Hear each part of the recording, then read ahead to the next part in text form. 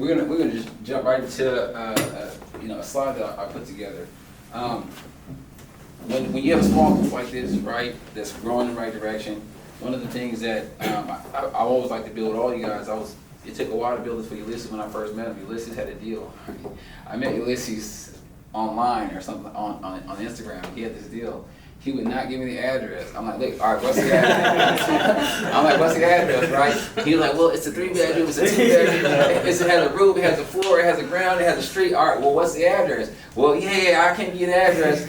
I can't help you, man. Well, I'm trying to give you some confidence, but I understood because in this business, because there's a lot of money to be made, I would say you'll see people do some very funny things, some unethical things. And so you guys have my word. I will never try to out-compete you guys out of a deal. If you share some information with me about a deal and you want me some assistance analyzing, my right hand to God, I would never go behind your backs. Well, I just don't do it anyways. So I don't have to swear, I just would never do that. But it's so important because in this room, you share information. But the same way I hold myself to that standard, that should never be the case in our group either, right? We should never like backdoor each other or put ourselves in a position where we break the bond and the trust in this group. Now, if we're competing people outside there, go get them and take me with you, right? We're gonna blow right through them. But for here, it's all we have. So let's establish that trust. And so I want to share with you guys some of the core values, and I wonder if you guys agree with it. Collaboration over competition. It's said as I continue to scale myself and grow that those at the bottom are all in competition. And those at the top are collaborating. They're putting money together to knock down buildings. They're putting down money to knock down deals, scaling deals, buying portfolios, right? Giving each other inside track on information about, look, go over here and invest on the south side of Modesto, right? That's a collaboration. And as a team, you win because you know other information, have other skill sets that we don't have. We come together, right? So the second one is the mindset of abundance. That's so important too, because everybody's in different positions in their journey right now. And Gerald's locking up a deal, he's gonna get it over the hill. And what that can feel like for me, if I'm not doing a deal right now and Gerald's doing a deal, I can feel like I'm losing. Like, man, Gerald, and then now Gerald just did 2 and I still haven't done 1. But always for yourselves, right? Have the mindset of abundance. And if there's something you can do for somebody else, do it for them, right? Because I'm telling you, you're gonna have to cross that bridge next time too. And so that's why we remain ethical, but we also have the mindset of abundance because there's more than enough money to be had, more than enough deals to be had, more than enough opportunity to be created. And that's just how it goes. And then integrity. I mean, that word is pretty self-explanatory, right? We just want to move like that. We want to operate in a way that will, again, strengthen ourselves, brings ourselves closer together instead of dividing us. And then never, ever, ever, ever, ever, ever give up. One thing I learned about real estate, one day you're balling. I remember when I closed my first deal, I'm like, man, I'm moving out the country, I'm gonna buy an airplane. I had like 40 grand, right? And then I remember a month later, ooh, nothing. Not only nothing, I didn't understand this deal that I acquired. And I spent more money than I even had. I was selling my jet ski, I was selling my moped, I almost sold my leg, right? Because I was in a lot of trouble. And so it goes ups and downs, right? But the only people that I never see make a lot of money in real estate are the people that don't get in and they don't stay in. Anytime I see somebody get off on the exit, like man, I used to wholesale, but man, the market was this. I've seen people make money in every single market. People make money in every single market. Somebody's buying a house. Somebody's putting on a roof. I've never seen a time in history where a roof wasn't being put on. So who bought the house? Us. Right? So we never give up. We keep persevering. And then 100% ownership. If I'm wrong, I'm wrong. If I'm not doing my activities, I'm not doing my activities. If I'm not writing my offers, I'm not writing my offers. It's really that simple. And I think that when we take that approach, when I take that approach, I'm respecting others. I'm also respecting myself. Because if I'm wrong or I'm not doing something right, or I didn't have it right, the only way I can make sure I don't make that mistake again is owning. So that's it. We're going to jump right into this. So Bruce Tuckman model of team development. Bruce Tuckman is a psychologist. In fact, he died in 2016. Why do I choose this individual's display in particular? Because it's the most simplest form. You know, what you guys are obviously seeing a consistent theme right now is that I'm talking about team, I'm talking about integrity, I'm talking about working together and going forward. Why is that? Because I'm going to be very, very clear. I know a lot of people. Listen, anybody that's selling some real estate, as a real estate agent, you guys know I've been an agent for many years, right? Sacramento, Stockton, and a few other areas. But investing, funds, syndication. I probably know a lot of them. That doesn't make me cool. I just been around. You hang around long enough, you meet a lot of people, right? And one of the things I know for sure, anybody I know really, really crushing it, you'll see like one person, right? Man, he's crushing. He or she has a killer team behind them. Right. If not a team, they're part of a killer circle. And so I know it's so important to talk about this team concept, because if you have a source of deals that you keep getting, you can't buy every deal.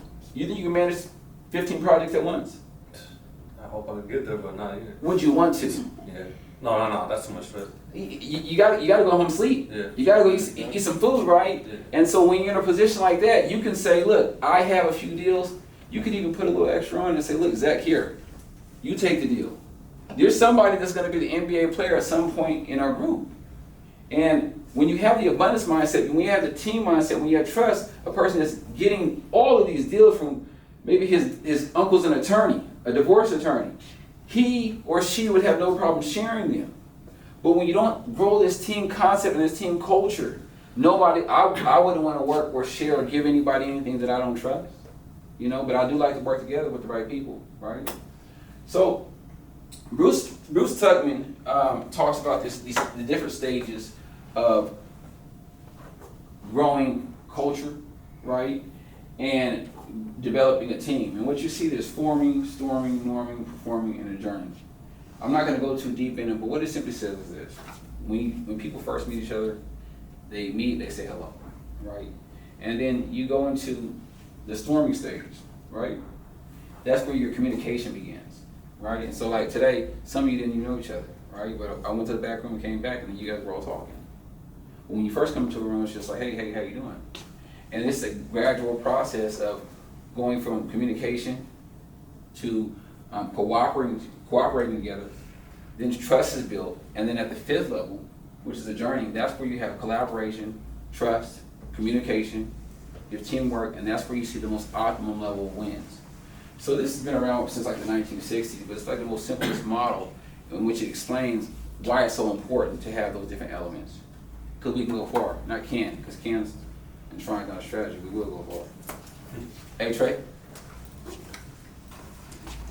So I'm going to, I want to open up for Q&A quickly, right? And the three concepts that we're going over today are, let's go back real quick. Capital raising and management, right? Deal analysis and buy boxes.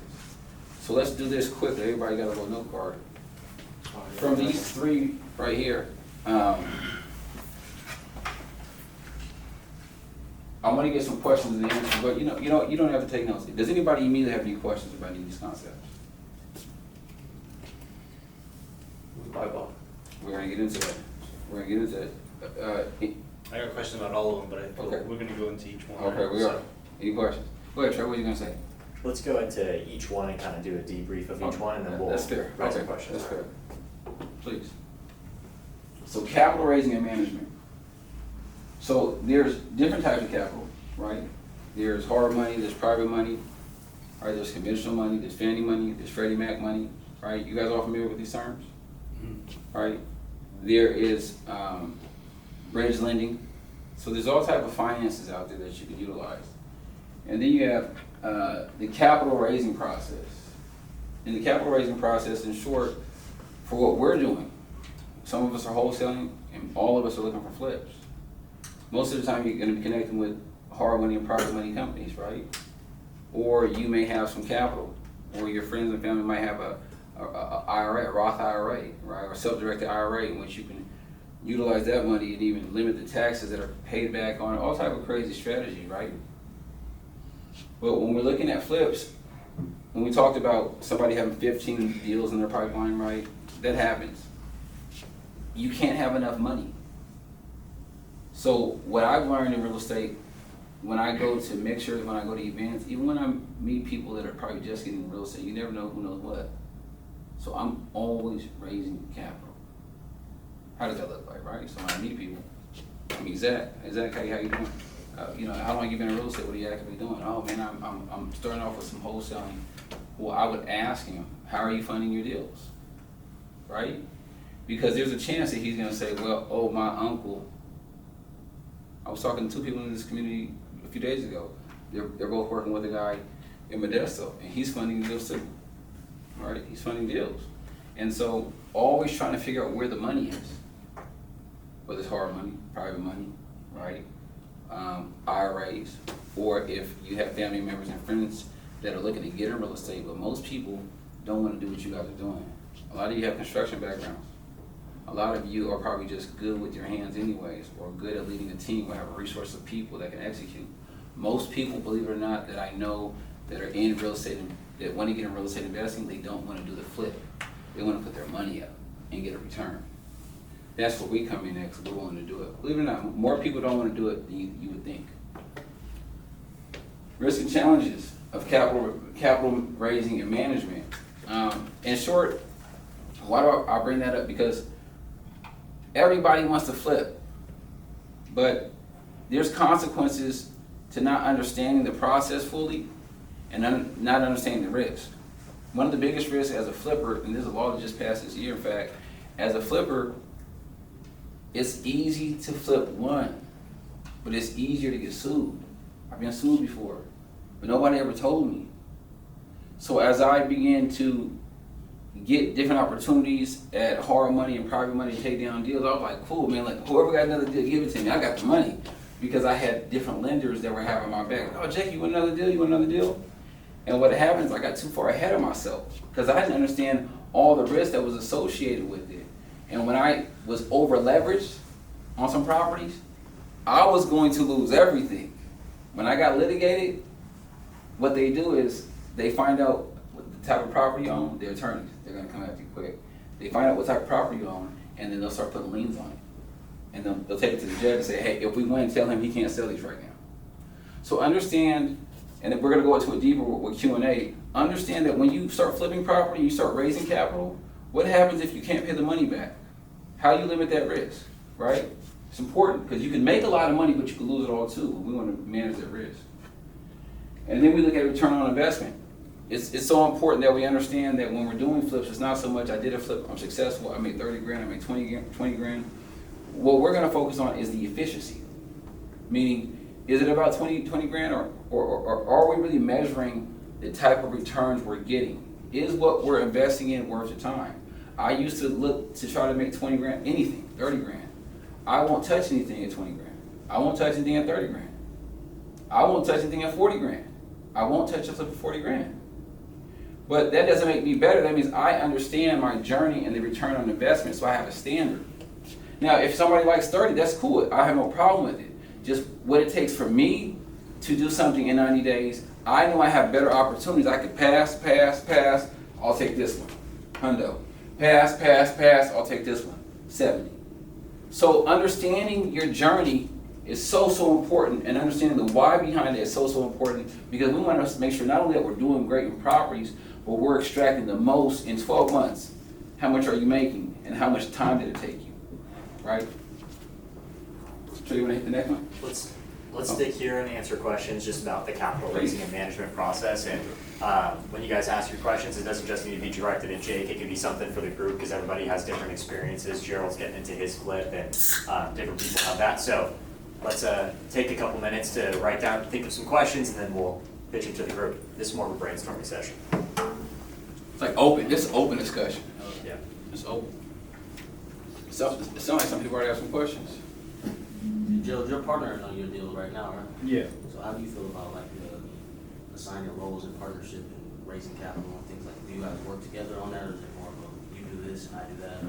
Or So right now, that's a good question because we have unidentified roles, right?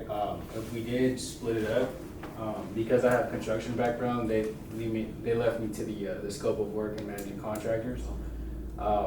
Brian he's an agent. He's the one that found the deal, so he's having a say of like, you know, what he can list it at, how he's gonna market it, and then he's gonna be on the back end listing the property.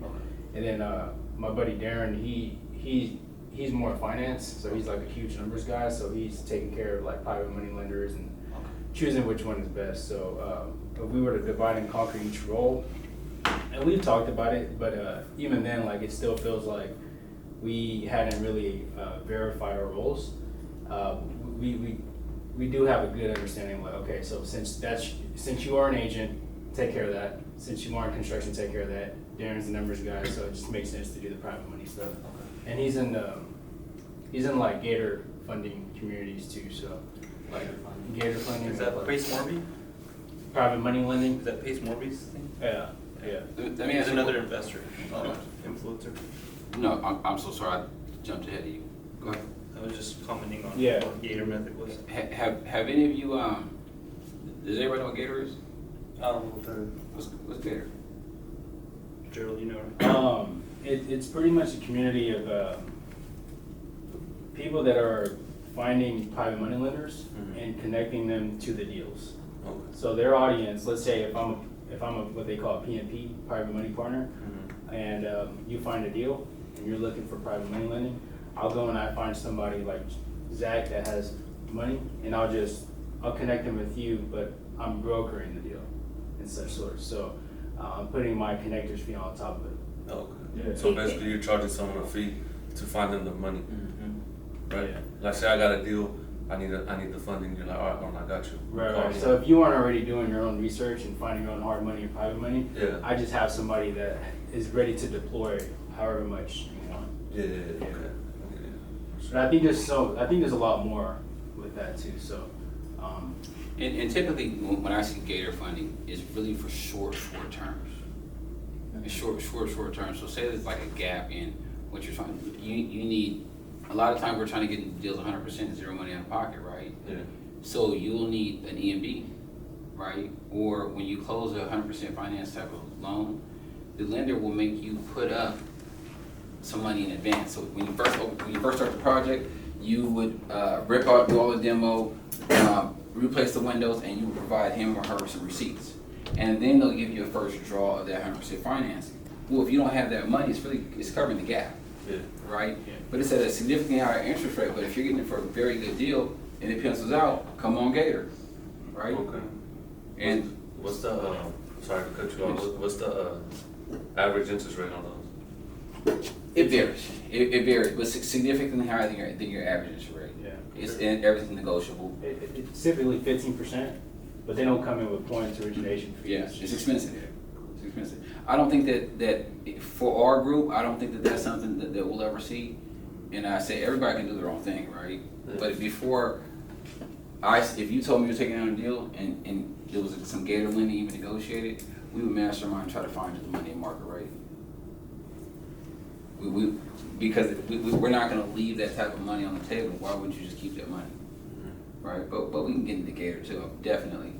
But when I think about something Fraser asked, I know we're talking about capital raising, right? But it's a good time to ask it. If we can, about your deal you're closing on, you said that the roles were very clearly laid out in the beginning, right? How could you have? Do you feel comfortable with the way things are laid out right now at this point? I am, because I know I wanted to take on that role Mm-hmm. in construction management. Mm-hmm. Brian is great at what he does, Mm-hmm. and Darren, he's a master when it comes to the numbers. So like Yeah. when it comes to finding private money and reaching out to other lenders, Mm-hmm. he's really good at what he does. So Yeah. I am comfortable in that role, but right, just putting myself in the midst of the project is what I'm not familiar. If you can give us all some advice as we move forward, because a lot of us are going to partner. When you partner in the beginning, you speed up your process so much. If you're looking at a property that's $300,000, you have to bring up 20%. That could be $75,000, and then you need construction costs. So if you have a partner that can find a deal, you both can go in on the money, the equity part, and get it over the hill. That's just really how you can scale. So don't be afraid to do that. Don't be afraid to bring a partner. But if you can give one piece of advice in regards to, let's stick specifically to the lending, because we spoke about the lending. You had a few options. You had somebody that wanted 25 or 30% down. So we had Christy at 75% of just the purchase price, So what was the purchase price? 100,000. So purchase price was $100,000. Dang, what was that at? Sacramento. It was a doghouse. That's Dog. low. You came with the dog. Yeah, so 100K, right? And she wanted how much? 70%. She wanted 70%. So Chrissy wanted you to bring Chrissy's a owner or a 30K. lender. Yeah, She's a lender. she's a lender. She wanted you to bring 30K down. You were gonna bring 70. Plus No, renovation forgive costs? me. You were gonna bring 70. Chrissy was gonna bring 70K, Yeah, yeah. right? Renovations are 150, but she's not covering the renovation costs. So let me kind of even give you the math on it. So Christy, her company, they don't do 100% financing, meaning they don't finance the house and the construction, right? She will give you a 70% LTV loan to value, meaning based off the loan, she'll give you 70% of that money. You have to come up with the other 30%. LTV of current, not ARV. Yes, this is current. Is that how it typically works? They will only do current value. Different lenders. Go ahead. Yeah, usually it depends. Like I have a friend of mine, they lend on, even if your purchase price might be lower of what it's worth as is, they're gonna lend to you, if it's worth 250 but you're buying it for 200, they're gonna lend to you on what it's worth as is, not the ARV, but what it's worth as is in its current condition, even if you're buying it less than that. And we're gonna break all that down. Very likely, we're gonna make it next Sunday, our next Sunday live session. All right. But I really want to just get into a real life scenario. That way we can kind of grow on something, right? So Chrissy will loan 70% of the money, right? So that means you have to come up with 30%. Then in addition, you have to come up with closing costs. Closing costs, Right. repair costs. Right, so closing costs, right, so title, escrow, prepaid insurance, homeowner's insurance, right, property taxes, you have to come with all that money, right? And get the deal over, and then 30 days after that, your first payment is gonna be due. And every 30 days, a payment is gonna be due. It's interest only, meaning this doesn't go down to your principal. But if you're running a business, right, this is a business expense, so after you make earnings, you can, file your taxes. It is a deduction, right? But what I'm saying is, coming up with 30 grand, that's not always easy. Now, there's 3 people on the deal, right? One found it, one sourced it, one's doing some math, one's doing construction, different roles, right? But there was another company that she was working with. Chrissy, how many points did she say she'll charge? 10 points out of 5. For interest rate? Points, yeah. 10.75 interest rate, and how many points? 1.5. 1.5, right? What's the difference between points and interest rate? Got you. So, points are like an origination fee, right? So, I'm gonna charge 1.5 points of the loan amount to originate, to create this loan, the documents, and get it over the hill, meaning find the money, run the documents, get everything in escrow, that way it can go over the hill, right? And so, how much is that off of $100,000? Is that 10,500? It's off of the That's borrowed. 1,500. That's 1,500 Yeah, off of the borrowed amount. off the borrowed amount. Yeah. It's not off. 70,000. It's not off the loan amount. Yeah, the loan amount is the 70K. Forgive me. She told you 1.5% off of what? The borrowed amount, so 70K. You sure? Mm-hmm. Okay. You got it. All right. So that's 1,000. Is it usually off Yeah, the? it's usually off the purchase Oh, price. okay. That's why I was. That's what she told me. Yeah. Okay. Yeah. Okay. So because when you from a lending standpoint, let's not get too deep in that. Okay, let's go there, right? And then so the other lending component, they were going to give you construction. Yeah, so 85% of the purchase and the construction. Okay, so that means that how much? So if the purchase price was 100K still, right? Then 85% of that means that they were going to give you $85,000. I mean 85,000, which is 85%. And now you have to establish your budget for construction. So that's where the skill set comes in, and not only do we have to tie the property up, now we have to establish how much it's going to cost to get this thing done from the beginning to end and ready for market, which means we have to have an idea of just how far we want to take it. And then what was that number? 150. So 150,000 for construction. Needs everything. Is everybody following Oh, along? no. You following along? You said Yeah, the same sure, company is sure. financing the Okay. construction as well? So how much? They said 85% of the construction. 85% of the construction and the rehab. So, sorry, yeah, the purchase and the rehab. So that'd be So it's 85% of 250. So 212,000. So that loan amount is 212,000, right? Mm. And you have to come up with the difference of that 250, Yeah. right? Which is what, about 36,000? 38,000? Okay, so you have to come up with 38,000. Mm. Now, here's the difference in short. His loan amount is larger, so his monthly payments are larger. What is the interest rate? 2%. 2%. I'm sorry, no. That's the origination. It's No way. well. Yeah, it was like 2%. So 12%, I'm in there. 12% interest, right? And how many points? 2%. 2 points. 2 points. So what's 2 points of the loan amount?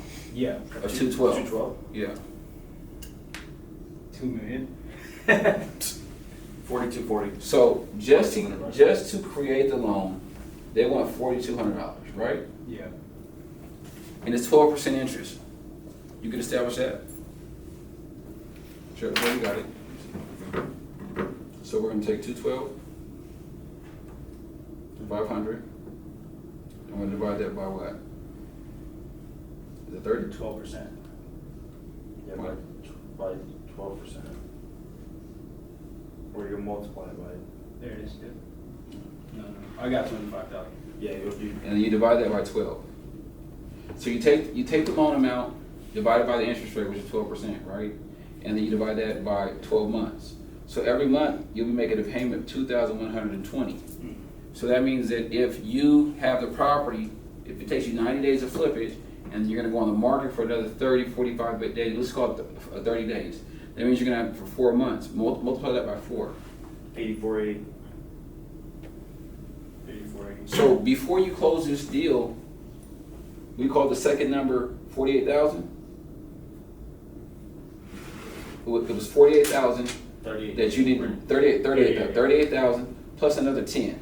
48,000 to be able to maintain this loan. To close it and maintain it, you need another 48,000. And then they've given us the construction cost, right? Mm-hmm.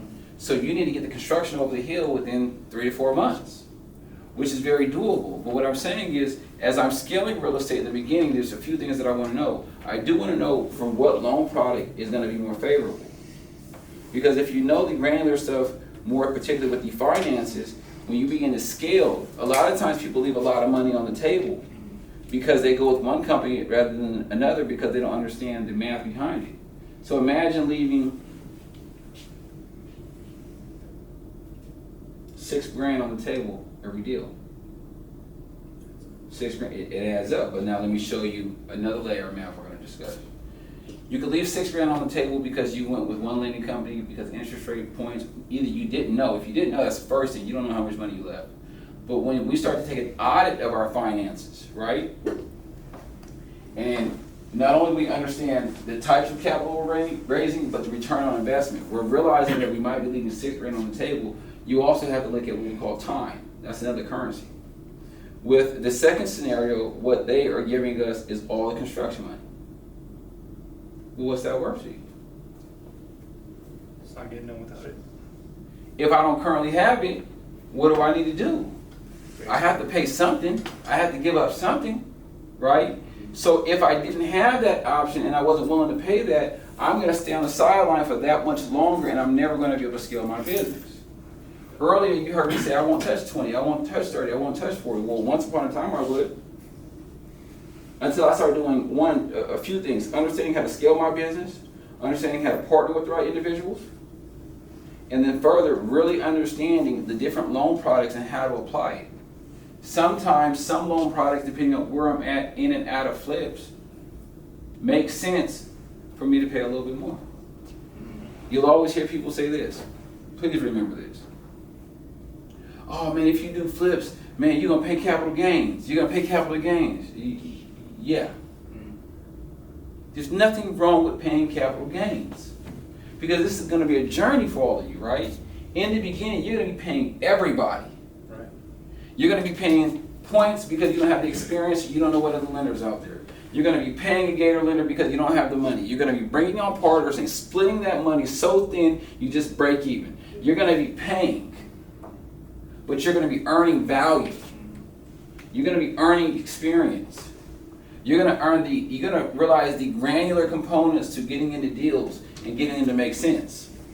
So after 3, 4, 5 deals where you lost on one and you won, or you broke even on a few, once you get to that 5th deal opportunity and it says, yeah, $30,000, you're gonna say, no. Nah. Not that nothing's wrong with 30, you're gonna say, I know there's a 50 out there for me. I just have to go find it. I have the resources, I have the crew, I have the finances, I have the experience, I have the subcontractors, I have all these components. And that's gonna be like the real journey of your life. So in short, never have a problem paying property gain taxes, because you understand that as you scale, that's a part of the business. And if you think, okay, I'm gonna buy my first property and keep it. Keep it if you want to. I'm selling mine, give me 30. Let me do it again, give me another 30. Keep yours, that's fine. I understand that opportunity cost is being left on the table, and my bigger goal is to continue to roll it and scale it and roll it and scale it from 50s to 60s to hit for some hundreds, and then I get a killer deal for $100,000. But when the $100,000 deal come up, I don't even need Christy. I have 100K. I have a little more than 100K. I'll buy that, improve it, and I'll let that sit, and I'll keep doing my journey of scalability because I have all the information I need now. But why would I keep it in the beginning? What? Sorry, salary, a little bit of cash flow. Well, $100 a month. That makes no sense. I'm gonna keep it so I don't pay capital gains. That makes no sense. Plus, you can deduct a lot of stuff too, so don't worry. Trey, can you pop us over to the next slide? Well, I want to make sure that, does anybody else have a question about capital raising and the management of the capital while they actually have the deal? I want to make sure we get everybody's questions answered on this. I have a question for the different types of capital that you raise, because you can go institutional, you can go hard money. How do they compete against each other? Is one like quicker to deploy capital, less requirements, more points, less points? Good question. If we're looking at flips, once you go institutional, they have like early payment penalties, and their terms are going to be a whole lot different. In fact, they may not lend, they look at like occupancy, they have guidelines. Hard money and private money says, listen, if there's a house there, I'll give you the money. They don't even have to drive by it. You put up the 30%, you put up a deposit, and we have an asset that we can become debt, we'll loan on it. Once you go institutional, they're going to want appraisals, they want occupancies, they're going to want inspection. There's going to be different things they're going to want. And then for you as an individual, see, when I flip, I'm flipping as a business, right?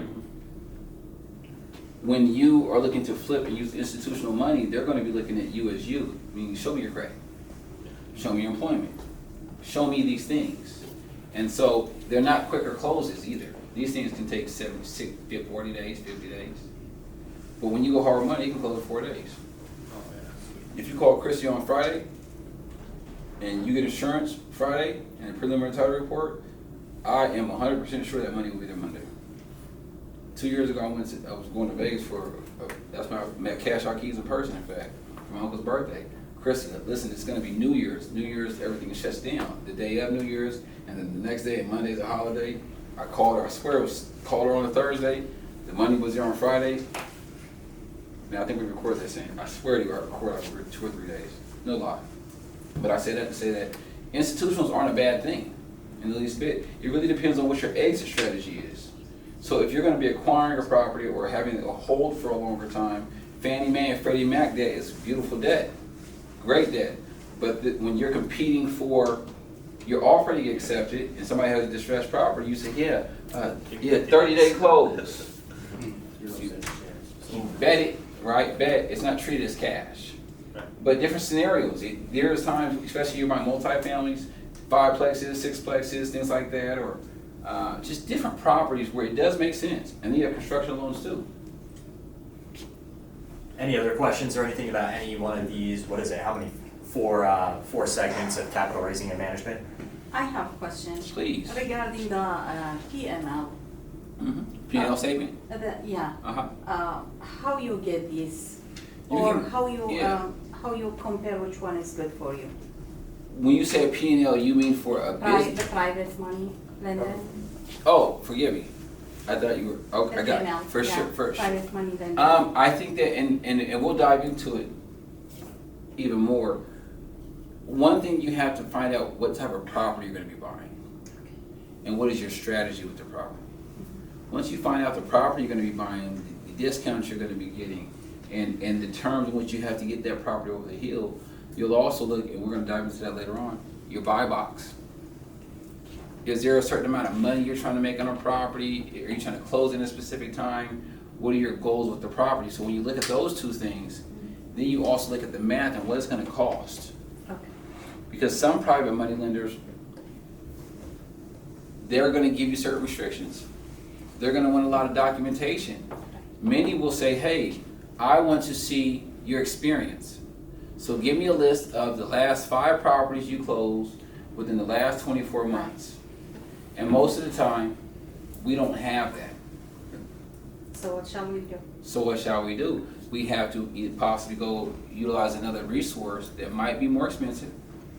Fannie and Freddie, they have good interest rates, but they want to see the experience a lot of times, right? Especially from an investment standpoint. And it's gotten so bad that they also want to see deep into your financials.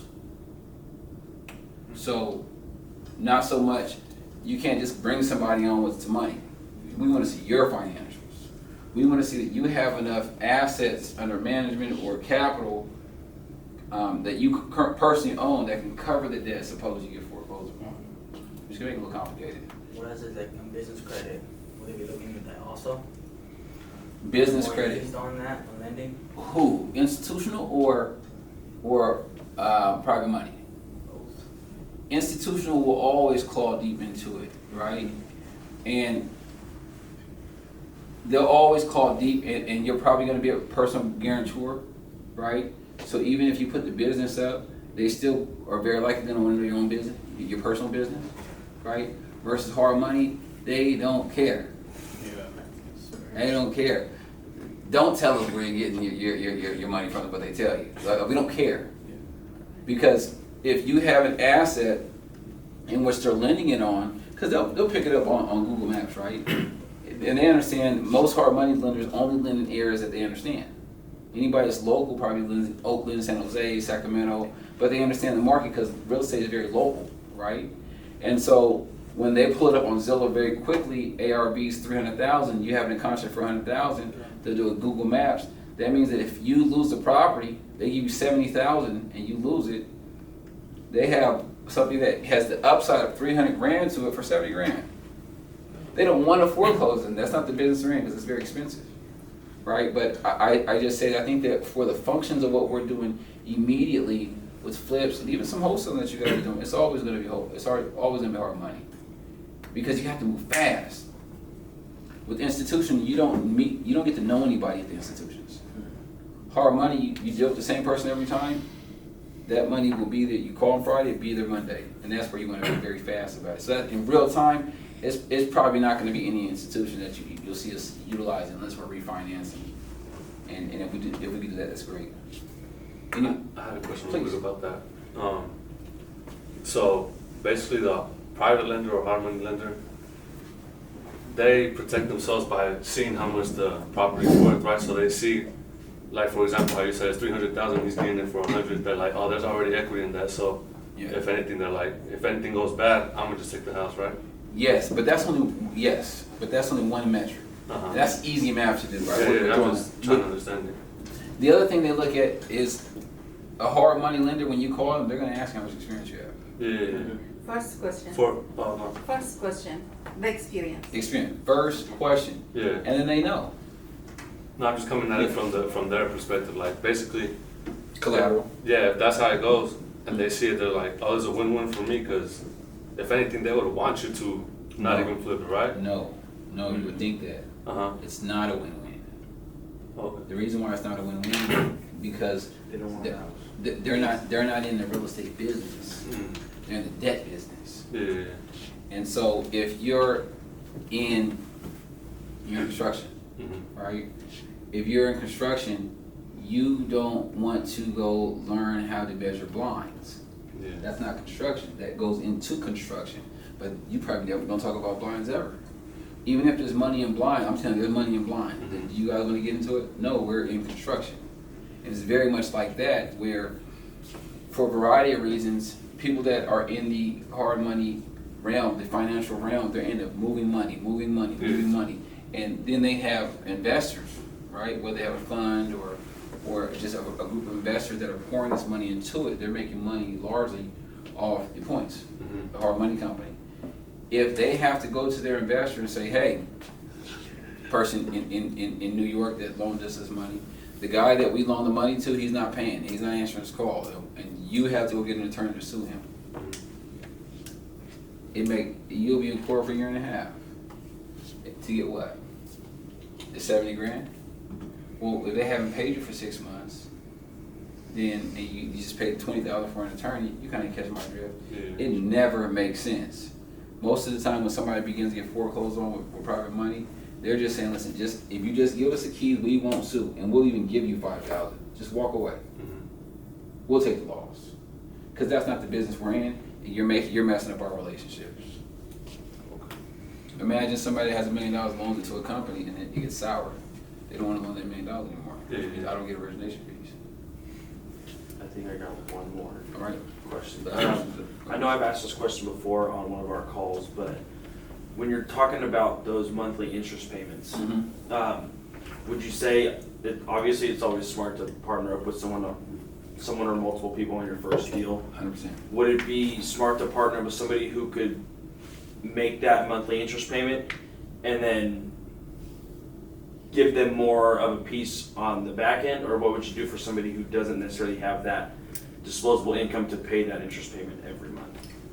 I would say as we're like aligning it financially, right? So like the risk, the capital process, right? I would say that if before you execute on it, close on it, we're always looking for deals. It goes deal, debt, equity. We always talk about that. If you find the right deal and bring it to the community, back to the community, right? And somebody wants to partner with you, once you found that deal, you know what you need. Yeah. So you know the leverage that you're going to be requesting. Hey, I have a deal, and I have construction, but I need finances. Would you be interested? Right? You'd be interested. Okay, I haven't laid it out on how I want to do it yet, but I got this deal. I'll probably make about 70 grand. Only thing I'm missing is the 30%. Do you have 30%? Okay, great. Well, I would probably be saying, if I was in this community, what would you like to do as far as negotiation? Or this is what I'm willing to offer. Because if I have 5 people that want to do it, then it's your leverage, and you should leverage that, right? Of course. But I think that if you find a deal, that's the first thing you should be walking through is the debt. Who's a hard money lender? Who's going to put the 20, 30, 40, 50% in the construction cost down? And then based off that, it's always negotiable. Yeah, okay. It's always going to be negotiable, for sure. I had a question about that too. You guys were talking about the terms and like when we did the math earlier, we were dividing it by 12. Is it usually a year term that they're going to loan the loans out? Always. Or is it 6 months? Okay. Call day is a year. Okay. Anything over a year, they want to get in and out and return that investor's money, because then the hard money lender who has this pot of money, and I just want to give the basic concepts. Welcome as well. We're going to introduce you real quick. The thing is, if I'm a hard money company, I make the money off the origination. So if you can pay that money back in 12 months, I can lend it again. If that note was to stay out for 5 years, I'm servicing it, the hard money company. I'm picking up the bills. I'm making sure they pay it. I'm managing it, but I'm not getting any more money. Which is the points, right? Yes, they want to get that money back out there, which means if they litigate somebody, that money's tied up, and they're in the party for the litigation and not making any more money. So absolutely not. There's no incentive, as we were discussing earlier, to take the property. And forgive me, let me remind me of that last question you just asked. I was trying to see were they typically 12 months term that Yes. you don't have to pay back, or Yes. might they have them even sooner, like 6 months term? You can pay back sooner. Yeah, I probably never had a whole full 12 months. Okay. But yeah, for sure, you can pay it back sooner, no penalty. And so what they're expecting you to make each monthly payment, and then once you sell the property, that's when you pay off the rest of the debt kind of thing? Correct. Okay. That's when the buyer will come in, buy out the property, and then everybody gets dispersed. And most lenders have like a minimum, don't they? Like, they're not gonna wanna see like a 30-day turnaround if it's a property you know you can get done quick. Most of them want like a minimum, say 4 months. 6 months? I don't typically always see that because you think about like if you buy it today and turn it around tomorrow, escrow will be at least 30 days, right? Yeah. And they probably wouldn't want to see that behavior if you consistently only like you're holding it literally and selling it the next day. But that doesn't happen in real time anyways. Yeah. So if that became a problem for them, they would probably want off. But you'll never see anybody do that. It might happen once or twice. Yeah. Yeah. But for the sake of time, I want to introduce our brother right here. What's your name? Hello, students. My name is Isaiah. I'm a realtor with Coldwell Banker. I got into the wholesaling with cash buyers. I haven't yet closed my first deal yet, but I'm very well versed with understanding buyer wants and needs if I was to take on an investment client. So I'm here with Jacob to learn more about, investing. Absolutely. Just so I can be a better realtor for my clients and also make some money for myself. So. What's your one goal for the year? Before we close out this year, what's your one real estate goal? Well, not for the rest of this year, but maybe for the next 12 months. I look forward to. I want to close at least 10 sales. We want to hold you to something. We want to hold you accountable. So Yeah. by December 31st, if there was a goal, now if there's a goal for you Okay. between now and December 31st, what can we hold you accountable Oh, to? yeah, let me sell property at 3, but Okay. hold me to 3. Okay, all right, we'll take that. We'll take that. And that'll be capital that you can utilize and jump to your next deal. Yes. Right on. Let's move right along, Trey. Oh, you already did it again? I'm sorry about that. So, deal analysis. Deal analysis is something, so by raising hand, who's strong at analyzing deals? Okay. Okay. Raise your hand, man, you're good. You're good. Yeah, I Now- don't think so, but we can always get better. You're never Absolutely. perfect. Never perfect. You're right. It is so important to not only have to analyze your deal and know your numbers. It's so important because that's what really separates the kids from the adults. And that's what separates so much success. If you're wholesaling and you're putting deals out there like, hey, this is a great deal, this is a great deal, this is a great deal. Not only are you wasting your time, you're locking up a deal with a seller, right? You lock up a deal because you didn't know your numbers and you were afraid to push on that seller. You went to pictures, you navigated the tenants, you've done all these things, and now you're marketing it and nobody's buying the deal. How much time are you spending? And you make that a habit, and you can't figure out why you're not scaling your business most of the time because you don't know your numbers. This is not a deal. Right? Nobody's gonna close a deal to make 20 grand. To list the property back is another 20 grand, right? And when knowing your numbers and being able to not only run through your numbers very quickly from a surface level perspective to say, is this a deal or not? You don't really know until you walk the property, right? You run the bids against your contractor, and you really take a deep dive into your comps, right? And then market shifts and things like that. But based off experience, you should be able to take a deep dive really quick by looking on Zillow to know what the comps are. And then by seeing a couple pictures, understanding the price of construction, knowing what the loan amount is going to be, the carrying cost is going to be, right? And an approximation of your construction to see if this is worth even want to look at the deal. But I see some people in real estate, anytime there's a deal that looks like it's dilapidated, they go around and go see it. Well, did you call the agent and ask the agent if they have offers? You just spent 2 hours, you drove to Modesto and back, right? And that's not what we want to do. We want to get really good at not only doing it formally, taking a deep dive, but also our back of the napkin math of, how much is it really going to cost to get this property together, right? Because then we'll know where we need to be. So in deal analysis, what this allows you to do is really get clear about your acquisition goals. Acquisition meaning acquiring the property, right? And by knowing these goals, that kind of dovetails into your buy box, which we're going to get into next. Knowing what you're doing. Right now, I'm flipping property. Right now, I'm wholesaling.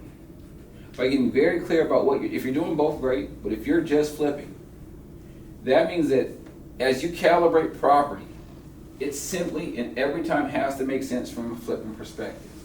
We don't care what the wholesale might do. We don't care what the market might do next month. We don't care about any of those things. When I look at this property and I acquire it, does it align with what I'm getting done? One of the things I think about is, if the property has huge foundation, do you have a guy that does foundation or a guy that does foundation? If somebody brings you a deal and you're thinking about acquiring the property, is it in Bakersfield? Do you have any business flipping a property in Bakersfield? So you probably don't even have any business even talking about the property. I think it's a good deal. I mean, I'm getting there and check it out because it's in Bakersfield. He said you can make $100K. We don't flip in Bakersfield. So we won't even waste time, back to time, right? We won't even do that. So we get into key metrics for deal evaluation. There are a lot of different metrics that you guys will all have as you analyze deals. The biggest one is how much money we can make. Some people go off percentages. Some people go off whole numbers. I like whole numbers. I like 60, right? Depending on the lift, how much that is, right? But then another metric, and we discussed this on our live call the other day, when we look at the cost of construction when analyzing a deal. So we're analyzing a deal in Stockton, 95206, 95215. 219. Yeah, and so some of the members that have been in the group for some time, we have been growing into analyzing deals better, right? And one of the things that we realized is that Gerald gave us some real good advice early on as we was getting more into analyzing deals. That is the price of construction. Brian, is there a price of construction that you utilize when analyzing deals? So between 20, 40, and 60. That's the mark. That is the. I think that's the telltale in the industry. And can you explain what that means? So 20 is for light, and 40 is probably like windows, drywall, maybe kitchen, obviously kitchen, and 60 is like demo, like walls. Okay. Coming down. That's it. Per square foot? Per square foot. Yeah. So dollars per yeah. square. Yeah. So we're looking at 1,000 square foot home. We're multiplying that by $60, and we're saying if it's a heavier lift, it needs a whole lot of work and cosmetics. We're putting $60 square foot. If it's moderate, then 40, and then if it's what they call we're gonna pig or light, it's 20, right? How many of y'all think that's fair? Fair. So let me ask you a question. How do I know if a property is light or medium? Brush repairs, I would say light is probably paint, cosmetics, new cabinets. Is there a clear box about what is what? Clear line, Yeah. not necessarily clear. Gotcha. It's not on you. See, we're running a business. So that is a way that you can get a projection. But when we get into these deals and we're saving time and we're trying to find the $50,000, $60,000, $70,000 hits, we can't take that approach, right? Because I've done that before. I went to a property real quick. I was like, I got it, called the lender, right? And I closed. Oh my gosh. It was plaster on the walls. Plaster is a substitute for sheetrock. Before we started using sheetrock, it was plaster. It's like these brown slats. And they put like mud and it's not sheetrock. And you can't patch it. And in older homes, when you start pulling it apart, everything starts coming out. And it's dusty, there's wire, it's very difficult to remove. Well, see, what I did is I did the real estate Jake 3000. I went through it, and I was like, yep, I'm ready to buy, right? Close on the deal. If I told you that property sunk my ship, because it was a duplex, and the sheetrock alone for both units that I never calculated for cost me $36,000.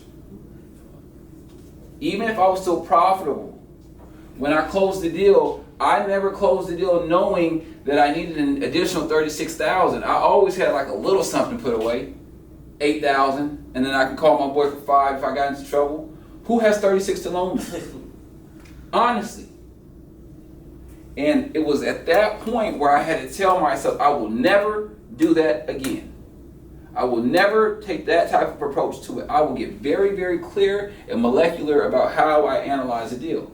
Now, the 20, 40, 60 is a good way to start when we're breezing through projects, seeing if it's back of the napkin, pass or fail. But what I challenge you all to do is don't do what I do way better than me. We have to get very good at understanding these projects and what it really costs and what it really takes to get it done, and be able to identify things like plaster and that it would need to get remodeled.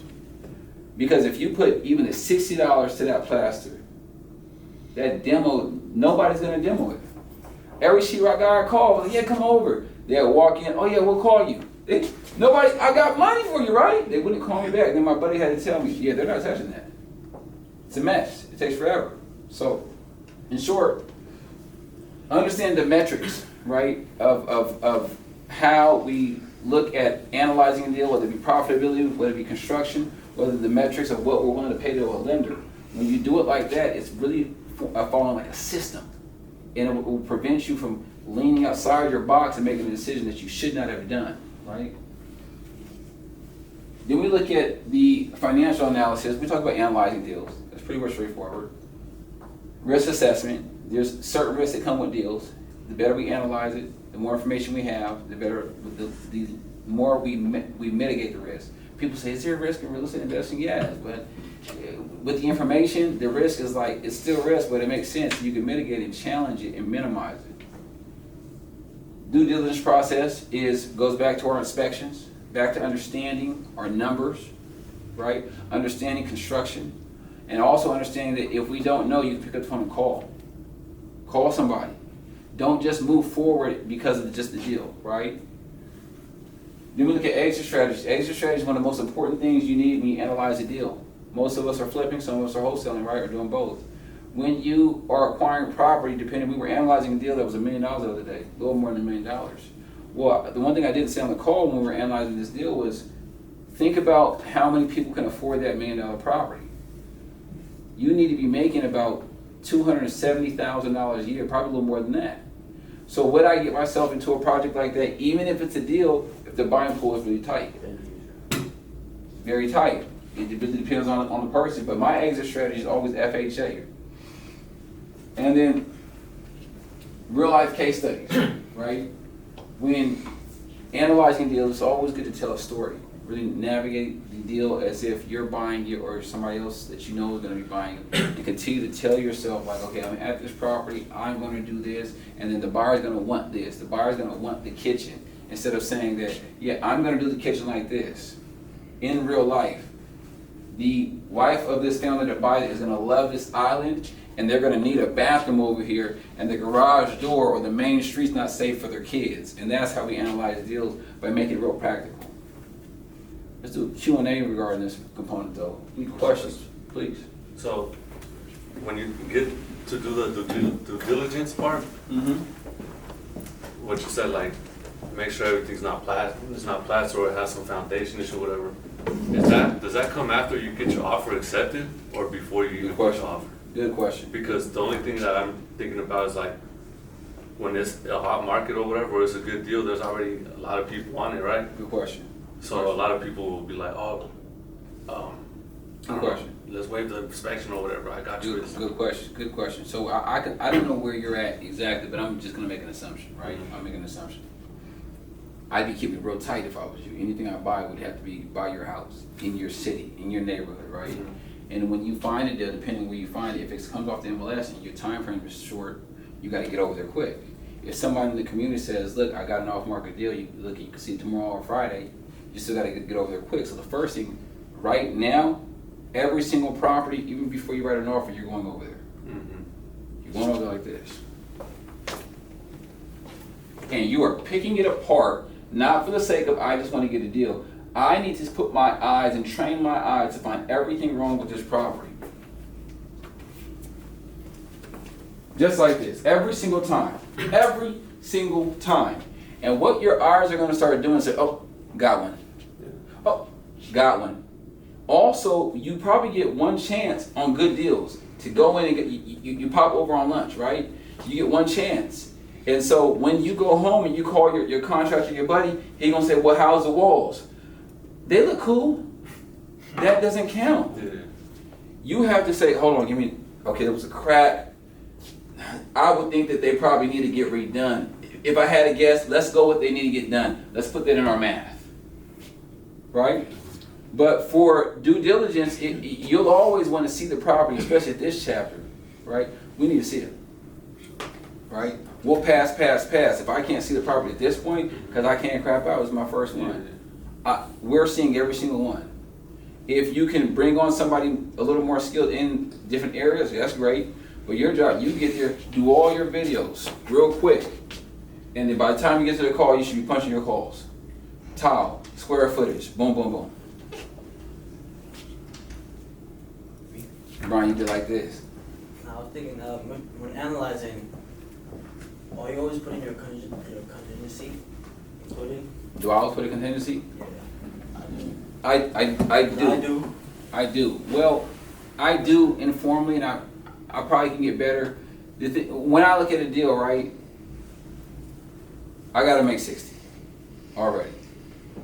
Where I'm at currently in my career, the only thing that can probably surprise me is something under the ground. So I can look at a house and walk it. I know the construction. I know the foundation. I know if it's a raised foundation or solid foundation. If it's a raised foundation, I know I can lift it up. If it's a concrete foundation, we're in trouble. So I wouldn't mess with the concrete foundation already, right? I understand electrical panels, and as we grow and meet different people, make different connections, and get better pricing, I know guarantee if the house is 1,500 square feet or less, the electrical panel is going to be about $6,500, right? And that's with the drop down and everything. I know that can lights $75 to $100 per light, right? I know off the top of my head I can get fans at Lowe's for $200, right? Flooring, I'm getting the boxes right now on sale. I pick whatever color they have. I have like in my garage, I have like 9 different piles of boxes. Where I just bought it all, right? And when I bought it, when it was selling like $60 a square foot, I bought it all for $15 a square foot. So it doesn't matter if I even use it all, right? I'm waiting for a house to dispatch it to, right? And anytime I buy it, I'm buying it 1,200, 1,500 square foot. I buy it all. How much you want from her name is Miss Williams? I love Miss Williams. I buy it all. How much? No, I need it for $15 a box. So what I'm saying is that not so much about the material, which is important, but understanding everything that needs, understanding the process of what's going to take place through construction is so important. But anything, with the exception of the pipes that go to the main, I can see it. I'm looking at it. And so you ask about a contingency. If I know I'm swinging for 60, and I know that main, if it becomes a problem, it can cost me up to 10 grand. Then I made 40, 50. So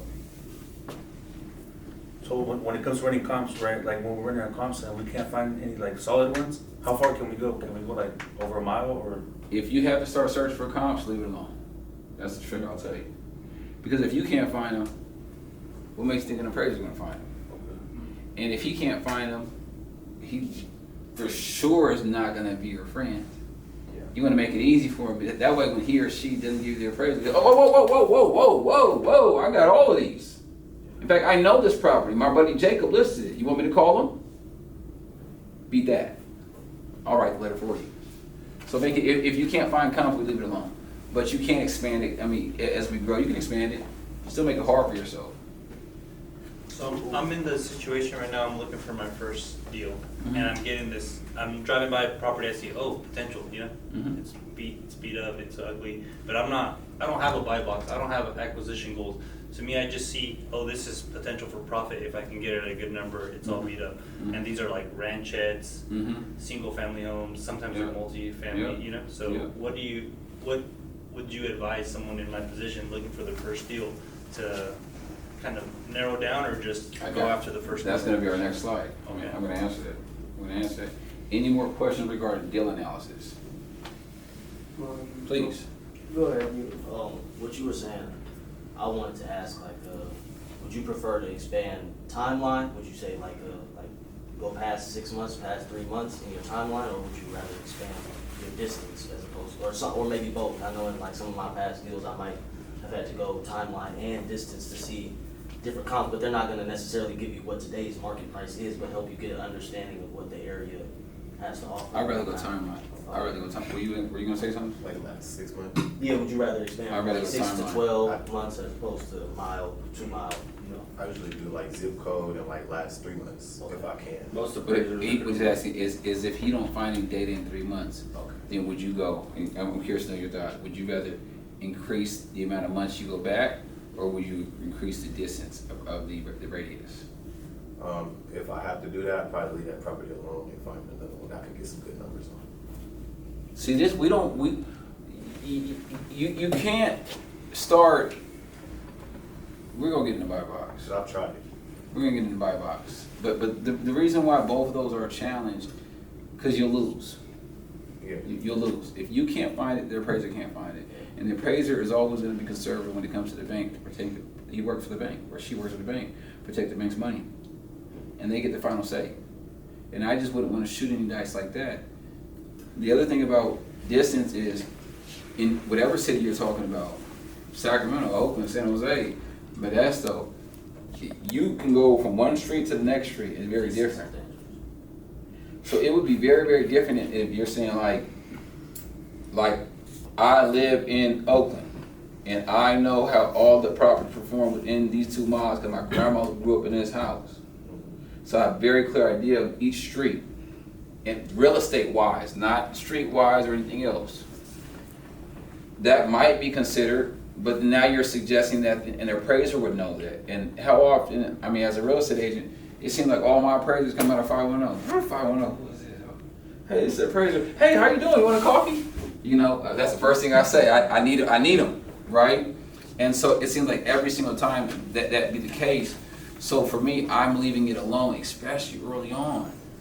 Because we have enough we're up against with risk assessments, with lending, risk assessment with litigation, risk assessment with so many other things that we don't need any more risk. And the best way to make sure we win is to mitigate our risk.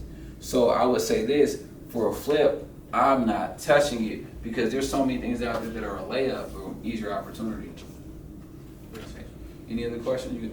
What are some red flags that, like, let's say you found a really good deal online, you go in, you see something and you're like, I'll pass on this just because it's gonna like bring you in a big loss. Like a big ticket item, I guess. Like what? Great question. That's a great question. Like, You give me an example, first thing that comes to your head. I don't know, something with the structure. Fire damage. Fire down. It- we're gonna get in the buy box, but as we, hey Trey, can you put us into the next one? But I answer that because that kind of dovetails with what we're saying.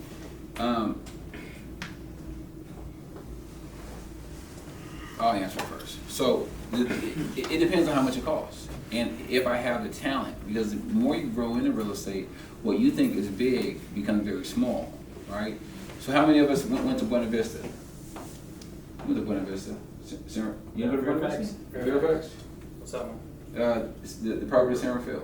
It's the one that was gutted. Yeah, I was there. You got it, right? So I have this property. Some of the community went up there. Would you say it's some heavy lifting? Oh, yeah. There was no roof. There's no anything. Yeah. There was a little roof on it. It's called the convertible. Yeah. It's new. I'm surprised you don't got one at your house. That means not living large if you don't take the roof off. Stop talking shit. No, I'm just saying. No, there's no roof. I mean, this house is beat up, and so you as your skill set grows, as your appetite for it flips grow, as you become more comfortable, and as you grow with more talented individuals. Because let me be very clear, none of my success has not a lot to do with me. I know some very talented people, and I know some very talented people that's gonna go to bat for me, from plumbers to electricians, to drive to Buena Vista for me, and so I happen to find a deal, and I have a process in place. But it's not the Jacob show. Let me be very clear. And so that's so much for you guys as well, that as you scale in this and you get very good at it, you realize that you are only good as the people around you. That's why you need community. And if you think you're going to go out there alone, try it. I've done it. You can't tell. No. So, because there's so many components. But when we get in the buy box, and I'll answer your question directly, it always depends on what it costs. And so, am I willing to assume the risk of a foundation? So, let's say I buy the home for $200,000, and the ARV is $800,000, but I have to put in $350,000. Even if I get it on a loan, do I want to borrow $350,000 and do that type of scope of work to make what, $50,000? Now this Buena Vista one, there's some lifting, there's some heavy lifting. Part of it's they call it a passion project. Part of it, I want to make sure I have what it takes to knock it down. So far, so good. It's probably my biggest project so far. And then I'll knock down 6 figures, right? And I even, garnered a partner with my deal in which he has access to a lot of capital. So you wanna get yourself in rooms with high net worth individuals and know other individuals, right? So that leverage. So did I just do it for money? No. Am I gonna make some money? Yes. Am I gonna make $20,000? No, I wouldn't have done it for that. I wouldn't have, right? And so when you say, are there things that can be so big that you wouldn't want to do it? I don't ever think it's ever too big. When we look at our buy box, when we look at our business plan, does it make sense? And what does it make sense? Well, this is how you know. Do you know how to determine if it makes sense? Not necessarily. I can tell you right now. It's called having a buy box. It's called having a buy box. What's a buy box? A buy box, and when you get in real estate, it's so imperative, and most people don't have them. I didn't have them for a long time. I was flying by the seat of my pants, meaning I will flip it. Yeah.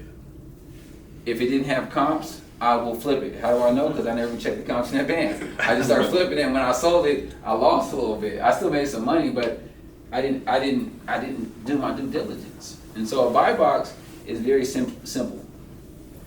It is some criteria in which you take in when you're making your assessment of the type of property and projects you're going to get involved with. Some of these components can be about profitability. Some could be location.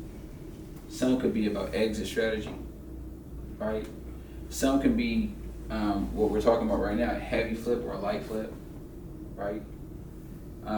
Some people that I know, they move a scale. Most of the projects that you do are where you're gonna pay. Paint cabinets, back on the mark. Paint, floor, and faucets. It's quick. They move so quick that they get their work done in 3 weeks. Right now, I'll give you a small kicker right here. There's something called a 90-day flip rule. Is it 91 day or 90-day flip rule? 90-day. 90-day flip rule. You familiar with it? So it's called the 90-day flip rule, in which if I'm an investor, I buy a property and I put it back on the market.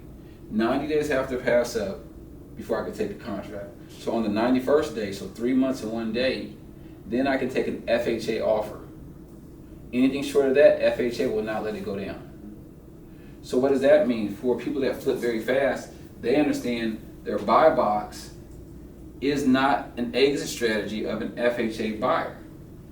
Whoever buys this needs to be conventional. Understand that? So if you don't understand that and you go through flip, and then you grab a property and you do your comps like you always do your comps, where you know you're going to get multiple buyers at an FHA, single moms, single dads, entry level, by the school. They're going to love this house. They can't buy the house, right?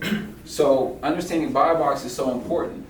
What I would like to know from everyone, we're creating buy boxes now. What is one item you would have in your buy box, your criteria, it's a box, and we don't come out of our box. That's the thing about it. If you come out your box, then you're wrong. So any time somebody sends you a property and it doesn't fit this box, even if you really like it, we don't touch it. That's the promise and the commitment we have to ourselves. Because the first time you hop out that buy box and then it burns you, you're going to wish that you never, ever didn't remain disciplined. But this is how we keep ourselves safe, because with so much risk in the industry, this is how you work on things that are within your risk structure, right? So give me one thing that you would put within your buy box. Can I list something that I would exclude that I don't want to buy? Okay, sure. I would avoid like a recent death. If Recent that's death. a reason for sale, That's in like your box. somebody Then. Okay, take that's in your box. I'm That's out in your of box. So if somebody sends you a property and it's a recent death, no, you don't have to analyze the deal. Yeah. I'm out. Because we have the abundance mindset. That's not the last property. So many times we think, I have to get this property. Do you know how many properties have sold last month and will sell again and sell again, and divorces and probates, right? And foreclosures and auctions, right? That we continue to become available. How about yours? Well, I was thinking, is it harder to sell the properties? Are they even good? The ones that are like on busy main streets? They have challenges. They typically can take a hit. So would that be a good one too? That would be a great one for your buy box. Yeah, that's fine. Because then you'll never have that problem. Never had that problem. There's a property on Country Club that's been on the market for 66 days already. Yeah, that's what I've been noticing when I look through them. Uh-huh. The ones that are like on main streets, Uh-huh. they're always cheaper and they sit. And they remodeled this property sweet. Uh, It looks nice, right? 66 days. It was supposed to sell for 340,000. They just reduced it to 312. It's been on the market for another 9 days and still doesn't have an offer because no mother wants their kid walking out on that street. Now, before they bought the property and flipped it, they should have calculated that. They should have probably never touched the property, but they probably didn't have a buy box. Listen, how about you? I think I would stay away from gas stations, Why is that? because the soil could be contaminated, Yep. I guess. Very, very important. We all learned that together. Is that fair? I didn't know that. We I learned didn't it know at that. we had a podcast. I didn't even know that. And our lender said, don't ever, he's a pretty serious guy, but I never seen him be that serious. He said, don't buy anything by a gas station. Don't Don't buy any ever. in Oakland too, he said. He's at below his 14. Man, I thought I had a deal. I did. I thought I was gonna be rich. All right, I like that one. And let's share this with each other, right? Brian, how about you? What's It was Main Street also. Mm-hmm. And I was staying locally, like in the city ground, and then like outer edge, like country wise. Great way to stay disciplined, especially if you don't live out there. And that land always performs different. Don't make it so complicated. We don't have to go to the country, just go to the country. Stick to the ones you know are going to sell so you can have success and scalability. And then once you get more experience and more cash on more capital, go take the risk if you want it. And make sure they give you a deal. But if you start doing it in the beginning, you start forcing a country property that nobody else wants but you. And then nobody wants to buy it. You're stuck. So, how about yourself? I would stay away from properties with bad foundation because I can't analyze it. And I would probably stay away from properties outside of, like I would say, not just say the country, because I don't say that, but like, let's say like outside of The rural certain areas. demographic or like an area, location. Mm-hmm. There are certain cities that I would take on, but then certain directions, you know. So. Okay, I know that you said certain cities. So are you open to flipping in cities outside of the city you live in? Yes. Okay. I would like to stay within Alameda, Contra Costa, and if I have to, I would like, maybe up to Stockton. Okay. Now I would tell you I would challenge you this. In the beginning, you're going to drive by those properties. Yeah. So, how much do you think your time worth? Well, it's valuable, so early on, I'm not gonna take on anything in Stockton. Mm-hmm. But, as I get seasoned, I don't mind taking it on because I don't believe the Bay Area and cities like Stockton are that far. Yeah. No, and why I ask that is because I really want to be, if there's one thing you'll see me be very serious about is these buy boxes. Because go ahead, please. Well, there's like San Jose, like cities, like that direction, I won't touch at Good, all. good. And I'm more see, because when you're doing it in the Bay Area, it's even a different fabric anyways, because there's a lot of opportunity. So there is reasons and less opportunity for flips actually, but more profitability, right? So you do have to travel, and there's a lot of competition. You would know this, right? But the reason why I just say be very careful, especially in the Bay Area, because when I'm thinking about the Bay Area, one of the things that's in my buy box is occupied properties. You're not getting a 10 out of a property in Oakland. It's not going to happen. Right? It's not going to happen. And also, I put within your buy box like this. Within your buy box could be partnerships. And I'm really speaking to you, but we can learn from it as well. Being geographically where you're at, but having the resources where you're at, if you become a financial expert and a financial partner, right? Your job becomes finding finances and understanding finances, getting the best finances, right? And then also promoting that within your community and outside as well. And because if the Bay Area's have you travel that long, you can position yourself to be dialing that phone every day. And now with your community members, find a deal, I got the money. Find a deal, I got the money. And then so you no longer become the person that has to go travel for properties because of kind of the fabric out there. So then within your buy box, it will look very different than somebody's actually taking down the deals.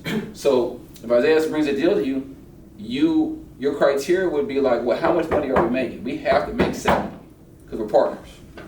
Your buy box would be different, but you still got a Bay Area buy box as well. Okay. Yes. What's the one component you buy box? I was like a lot of you guys, we were saying things that like we excluded, but I know like something that like might intrigue me towards a deal might be the school district. That's like the first thing I look at is what school, high schools, middle school is by the home, what school are the kids gonna go to. That's a big one for me particularly. Like when I'm marketing it to the different buyers, it's either to help me with the price point or help me get a reduction on the price point. Like the property that I worked with last time, it was by a not so good high school, Castlemont High School, and so it's like your kid might not necessarily be able to go to the best school, so I might not be able to give you what you think is worth, but that kind of thing. And then I know one I learned from you a couple times ago was the bed and bathroom. Like you want to make sure that you at least have 2 bathrooms. You gotta have 2, or be able to build another one. Yeah, be able to build another bathroom. Yeah, because you'll shrink your buy pool. Yeah, for sure. And if you go get desperate and say, I'm gonna get this, and you can't put that bathroom there, it doesn't mean you're not gonna make money. But real estate does not have to be hard. It's very simple. But without a buy box, you will always say yes to the wrong things because we're elastic people, When my brother said they borrow money, I said, man, I'm not lending you money anymore. And he said, they borrow $5. I'm like, all right, man. We do that because we're humans. And we vote with our hearts and emotions. And you will start saying yes to the things you shouldn't. And this box is what's going to save your butt, right? It saved mine, not early on because I didn't have one. I was buying anything. They was like, it doesn't have a house or dirt. I'm like, what does it have? Nothing. All right, I buy it. All right? How about you? What's your buy box? What's one item in your buy box? I guess I would put something with like neighborhood safety. I wouldn't want to put a property or get a property, especially if I'm trying to sell it quickly. Invest in a house that's in a high crime rate neighborhood, just because again, families would not want to live there, and no one would want their stuff to get stolen. So I feel like most people would rather location. Yeah, pretty much. We look at price, condition. Write this down. Price, condition, and location. Right. How about you? The median sale price in the area, if it is like range 500, then I will not pick something like 700. No one will buy it because the comps in the area is 500. Yeah, you want to make sure you have some consistency. That's a good one. Yeah. Some consistency with that end user, right? Because that's a big difference. And then also when you look at like FHA guidelines as well, that's something you always want to get familiar with. There's some price points that FHA doesn't loan on. You'll get halfway to a property in the wrong county, in the wrong neighborhood, and FHA will not fund the deal. It doesn't matter how much you improve their property. Joe, what do you got for us? Houses, I would only buy houses 1950s and up. Because That's a good one. That's a good one. That's a good one.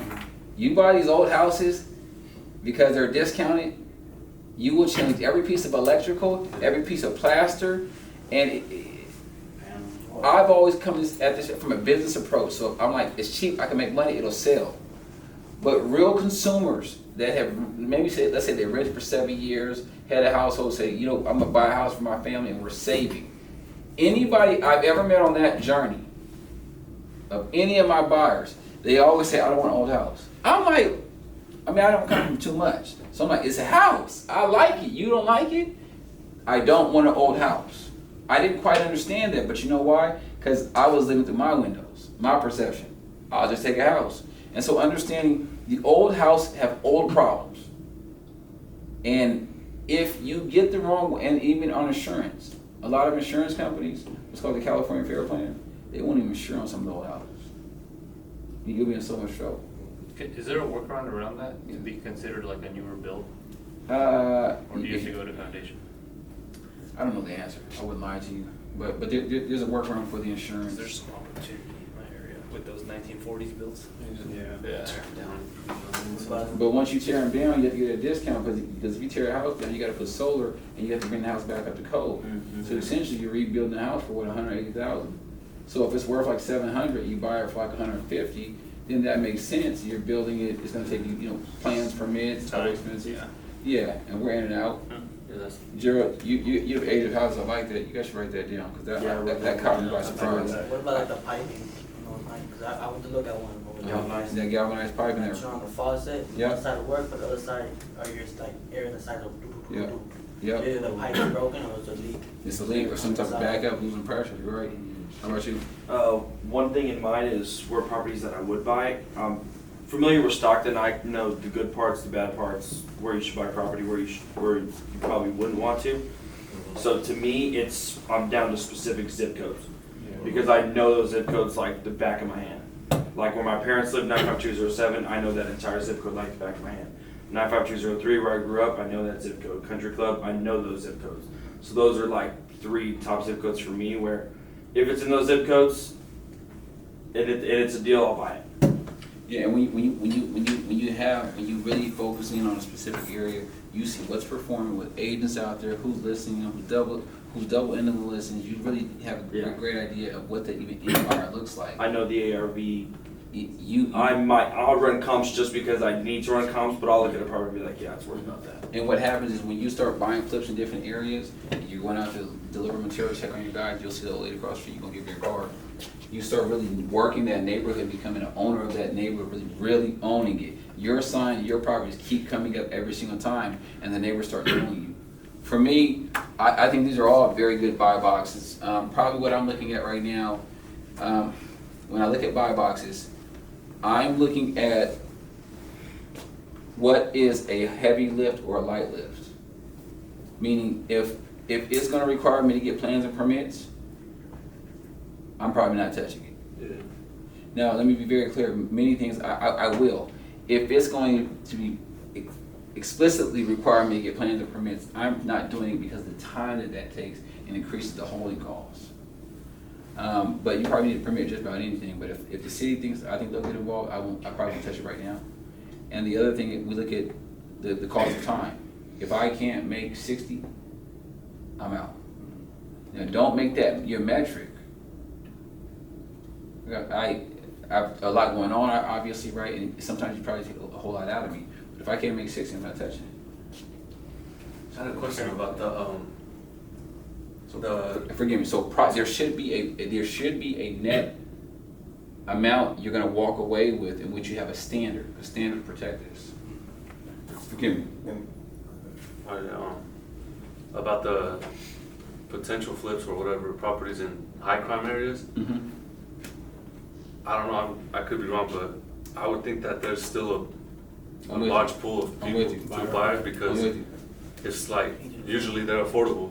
I was going to say the same thing. You know? I was going to say the same thing. Yeah, exactly. Like immigrant, whatever. Like people still buy it. I've noticed in my neighborhood I grew up at, you would think like, who the hell's gonna buy this? And then I just see a lot of different people coming in. I'm like, damn, they're really selling something. Trey and Caitlin will attest to this. I've done a ton of projects in the south side of Stockton. Yeah. And people in Southside Stockton don't want to move. They don't want to leave. You can tell them anything. No, this is my house. Yeah. This is my store, El Dorado Markets, where I shop at. The truck right here, they got the mango nadas. I go there once a week with my kids. They are not moving. And so which is kind of shocking for me because I thought that everybody would want to have the house with the picket fence and the hills. No. Home is where the heart is for a lot of people, and I found that to be the truth, that every home will be sold, especially in a market like this with low inventory, right? It's going to be sold. We do want to be aware of houses on train tracks. There are certain streets that have some of the baddest kids in the world that nobody wants to be on that street, right? So we'll be careful with that. I think Nightingale kind of used to be like that, but actually parts of Nightingale right now are really nice. I tried to buy a flip the other day. That sounds like they renovated it. Yeah. Yeah, so there it is there. You have one last question. Well, I was trying to understand what you said by walk away with 6. I'm still very new. Oh, I was saying Walk away with 60. 60,000. 60,000. So have a standard for what you're going to be making, right? Mhm. If you're going to commit 30 days, 60 days, 3 months to a project, if you say you're going to net 20,000, so you divide 20,000 by 3, right? What does that put us at? Like Just under six grand a month. And that's good money, especially as you're learning early on. and you wanna make the moves, you wanna be actionable steps, you wanna have that ability to go out there, take some loss, and come back in here and say, oh, hey, you guys, I got my butt kicked, what happened? Talk to us, so you can have that growth. The quicker you go get your butt kicked, the better. The better, because you got a safe place to tell everybody, and we can learn from it, right? Don't do this, right? Yep. So I think, do I got one last slide, Trey? We'll skip this. You know what I was going into is, I was working with Gerald over the last couple of days, and Zach as well. And I said early on that you'll never see me compete with you for a flip or anything like that, right? If I was writing an offer, you told me you wrote an offer, I would probably just tell you what I have going on, but I would try to make sure that you get the flip. That probably will never happen, but it's important that I give you that commitment early on, so you can understand the why of why me and Trey and Caitlin are doing what we're doing. It's not to compete with anybody. It's not, this is all about community. This is all about me not having to take a one-on-one call to somebody say, hey man, can you teach me how to flip, right? All right, let's just connect. And then this is really fun stuff. And we're really growing and doing some very big things. And a lot of things on the way, I'm gonna share that other component too, but why do I bring that up is because I know that early on in a lot of you guys' journeys, it may benefit you to say, hey Jacob, if you and your crew came alongside me, could we partner? Hey Jacob, do you have some capital, right? I'm telling you, under the right circumstances that we discuss it and look at partnerships, I'm giving you my full transparency, I will, but I'm not looking to jump ahead of anybody. I'm not looking to use anybody for their deals, right? I really want you guys to win. And so when me and Gerald spoke the other day, I had never thought too deep about a JV, but I understand how that could bring him some value, right? But more than anything, I want you guys to connect. I want you guys to find deals. I want to put information in front of you, and we're gonna keep growing. We are, all right? But if there's a way I can bring you guys some value, let me know. Let me know what your bottleneck is.